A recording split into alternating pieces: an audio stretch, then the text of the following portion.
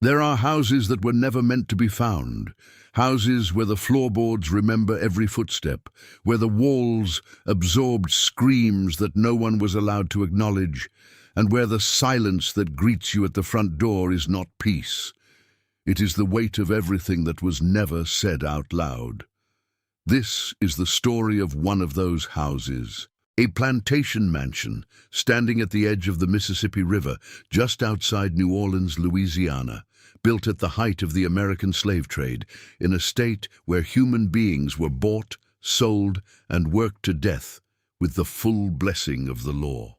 What you are about to hear is not legend. It is not folklore.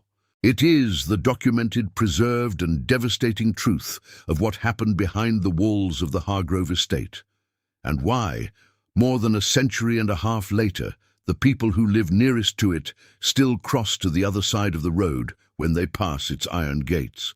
Stay with us until the very end, and tell us in the comments, have you ever stood in front of a place and felt in your bones that something there was not finished? New Orleans, Louisiana, 1829. The city is unlike anywhere else in America, and it knows it. It is a place of extraordinary contradiction, where French colonial architecture rises above streets that flood with every heavy rain, where the smell of beignets and chicory coffee mingles with the stench of the river and the rot of a moral order that has convinced itself it is civilized. The French Quarter hums with jazz before jazz even has a name. Creole society dresses in silk and speaks in 3 languages. And on the edges of the city, stretching along the great bend of the Mississippi River, the sugar plantations begin. Vast, flat, merciless operations that consume human lives the way the river consumes soil. It is here, on a stretch of land between New Orleans and Baton Rouge, in what locals call the River Road, that a man named Colonel Harlan Hargrove decides to build his legacy. Hargrove is not a gentleman dressed up in the language of gentility. He is blunt, calculating, and utterly without remorse. He made his first fortune in the domestic slave trade, buying enslaved people in Virginia and Maryland, transporting them south on steamboats in conditions that survivors later described as worse than the Middle Passage, and selling them at the St. Charles Hotel auction block in New Orleans, where human beings were displayed on a raised platform and examined like livestock before purchase. With that money, he buys 300 acres of Mississippi River bottomland, and he begins to build. The Hargrove estate rises over 4 years, a Greek Revival mansion with towering white columns, wide verandas, floor-to-ceiling windows that catch the Louisiana breeze, and a grand oak alley leading from the river landing to the front door, flanked by ancient live oaks draped in Spanish moss. It is breathtaking. It is also built entirely by enslaved hands. Men who are worked from before sunrise to after sunset in the sugarcane fields and on the construction site simultaneously. Women who sew the curtains, lay the tile floors, plaster the interior walls, and cook the meals that fuel the men who are building a monument to the man who owns them. Children as young as 6 years old, carrying water, mortar, and lumber under the Louisiana sun until their small shoulders shake. None of their names appear in the architectural records. None of them are mentioned in the society columns that celebrate the mansion's completion in 1833. They are listed only in the estate's financial ledgers, not by name, but by number, age, and appraised monetary value. Hargrove throws a 3-day celebration when the mansion is complete. Politicians, judges, and clergymen attend from across Louisiana, Mississippi, and Georgia. They toast to prosperity, to the South, and to the grace of God. On the other side of the property, in the rows of wooden cabins that line the back of the estate, the people who built every inch of that house listen to the music drifting across the night air. And they do not sleep. If you have relatives or ancestors who lived through this era in Louisiana, Mississippi, Virginia, Georgia, or anywhere across the American South, We invite you to subscribe to this channel and share their stories with our community, because preserving these memories is how we honor those who were never given the chance to speak for themselves.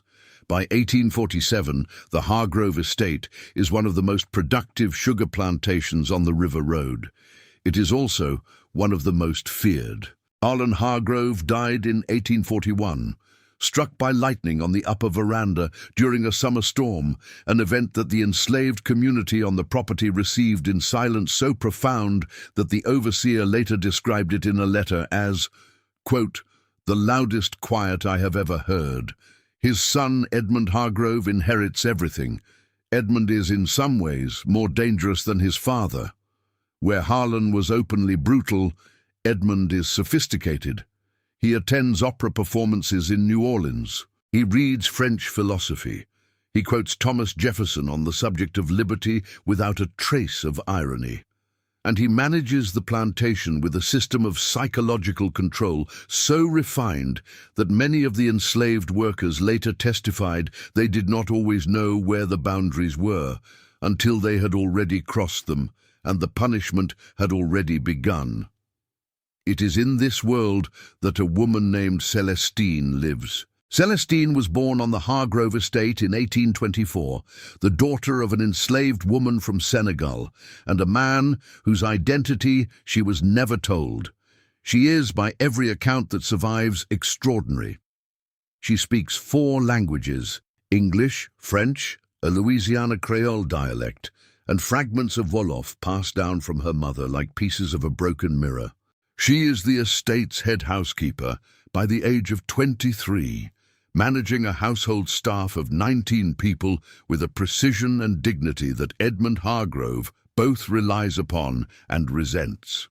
Her presence is felt in every corner of the main house, in the way the linen is pressed, in the way the kitchen runs without disorder, in the way conflicts between staff members are resolved before they reach the ears of anyone who could use them as a reason for punishment. She is also, like countless women across Louisiana, Mississippi, Virginia, and the Carolinas during this era, living a life that exists in the space between what is recorded and what actually happened.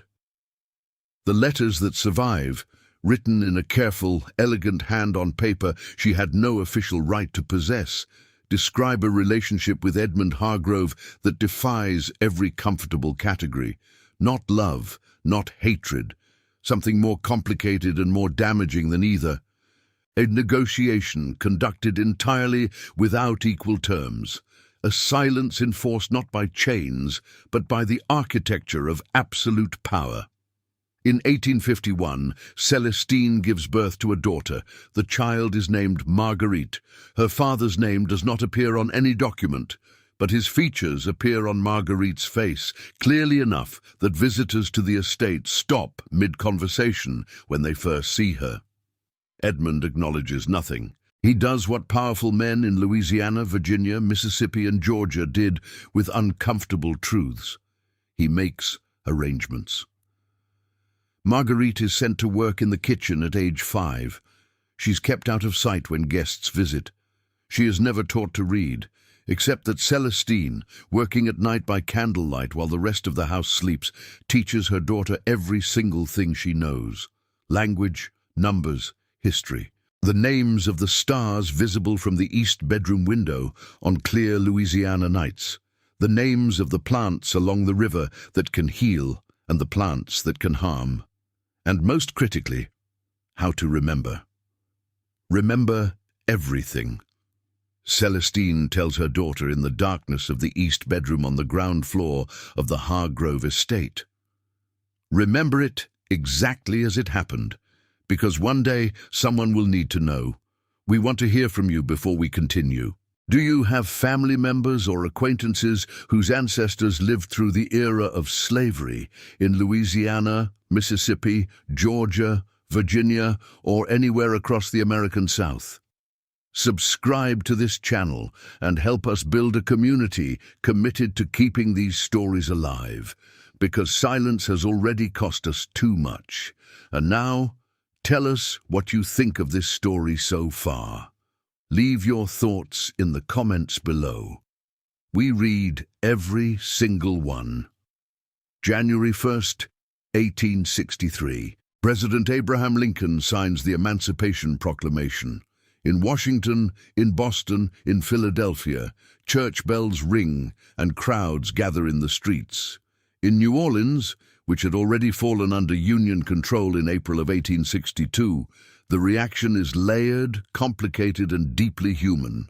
For the enslaved people of Louisiana, emancipation is not an abstraction. It is not a political event observed from a safe distance. It is the ground shifting beneath feet that have never been allowed to stand freely on it. On the Hargrove estate, the morning of January 2nd begins before dawn, as it always has. But something is different. The people moving through the mist between the oak alley and the sugarcane fields are moving differently. Heads are held at a different angle. Eyes meet in a way they did not the day before. Edmund Hargrove watches from the upper veranda with a glass of bourbon in his hand, and an expression that those who saw it later described not as anger, but as fear. Over the following months, most of the formerly enslaved workers on the Hargrove estate leave. They go to New Orleans. They go to family members on other properties across Louisiana, Mississippi, and Georgia. They go to the contraband camps organized by Union forces along the River Road. They go anywhere that is not here. But Celestine stays, and Marguerite stays with her, not because they have nowhere to go, but because Celestine has made a decision. She has spent 39 years inside the walls of the Hargrove estate. She has watched, listened, and remembered everything, exactly as she promised herself she would, and now she is going to write it down. What Celestine produces over the following 14 months is one of the most remarkable documents in the history of Louisiana. 47 handwritten pages, hidden inside the lining of a horsehair mattress in the east bedroom, detailing with precision and emotional clarity the full account of life inside the Hargrove estate, from her earliest memories to the present day. The punishments administered in the stone cellar beneath the main house. The names of the children who were sold away from their mothers before they were old enough to walk steadily. Children who had been given no more consideration than the sugarcane they would someday be forced to cut. The financial arrangements Edmund Hargrove made with neighboring plantation owners across the River Road to share and trade human beings as casually as agricultural equipment. The identity of Marguerite's father, stated plainly, without embellishment, on the 41st page. And the location of a grave, unmarked, in the far northeast corner of the property, beneath a stand of cypress trees near the river, containing the remains of a man named Solomon, who had been the previous estate foreman and had made the mistake, in the summer of 1848, of being right about something in front of Edmund Hargrove. When those pages were discovered, not in 1863, but in 1923, by a young black historian from New Orleans named Dr. Aurelius Webb, who had been researching plantation records along the River Road for a book he was writing, the impact was immediate and irreversible. Dr. Webb spent 3 years verifying, cross-referencing, and contextualizing what Celestine had written. He traveled to archives in Baton Rouge, to courthouses in Mississippi and Virginia, to churches in Georgia where birth records of the enslaved had been kept by sympathetic clergy. He published his findings in 1926. The response from Louisiana's white establishment was ferocious. His book was banned in several parishes. His university position was threatened. His home in New Orleans was vandalized twice. A group of men came to his door one night in November of 1926 and told him, without raising their voices, that it would be better for everyone if he stopped. He did not stop.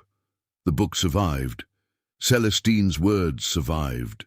And Marguerite, who lived until 1931, long enough to know that her mother's testimony had finally been heard, died in New Orleans at the age of 80, in a house she owned, on a street she chose, surrounded by grandchildren she had taught to read before they could walk. The Hargrove estate was seized for unpaid taxes in 1887. It changed hands 4 times over the following decades. It was used as a sanitarium, a boarding house, and briefly, during Prohibition, as a location for activities that the owners preferred not to document. By 1940, it was abandoned. The white columns cracked. The oak alley grew wild and untended. The Spanish moss thickened over the upper veranda until it covered the spot where Edmund Hargrove had stood with his bourbon glass on that January morning, watching the world he had inherited begin to dissolve. And the east bedroom on the ground floor, the room where Celestine taught her daughter to remember, sealed itself shut when the doorframe warped beyond repair sometime in the late 1940s. It has not been opened since. At least, not officially. If this story reached something inside you, if it reminded you of a name, a face, a story passed down in your family about what life was like in Louisiana, Mississippi, Virginia, Georgia, or anywhere across the American South, we need to hear it. Subscribe to this channel, share your story in the comments. This community exists because history belongs to the people who lived it, not only to the people who wrote it down. And to you, yes you, who stayed with us from the very beginning to this moment right here, thank you, truly. From the bottom of everything this story represents, thank you for your time, your attention, and your willingness to feel something real. You are exactly the kind of person these stories were made for. And we promise you, the best is still yet to come. What happened inside the Hargrove estate was not exceptional. That is perhaps the most difficult truth of this entire story. What happened there happened on hundreds of plantations along the River Road in Louisiana.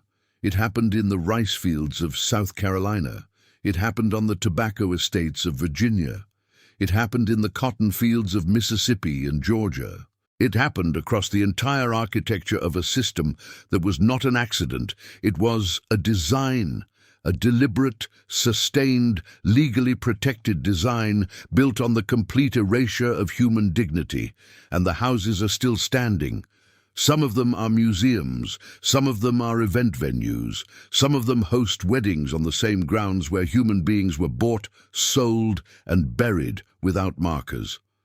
We are not here to tell you what to think about that. We are here to ask you, what do you think? Leave your answer in the comments below. This channel exists for exactly this kind of conversation. Honest, uncomfortable, necessary. If this story moved you, if it made you feel something real, subscribe. Bring someone with you who needs to hear this. This is a work of fiction inspired by real historical events, real documented practices, and the very real world of antebellum Louisiana. Names, specific characters, and storylines were created for narrative purposes, but every institution, every system, and every form of suffering described in this story was absolutely real. And the people who endured it deserve to be remembered. And now, do not go anywhere. The next video we recommend is already waiting for you. It will take you even deeper into the hidden history of the American South's most powerful and most haunted estates. One click. That is all it takes. And trust us, you will not want to miss what comes next.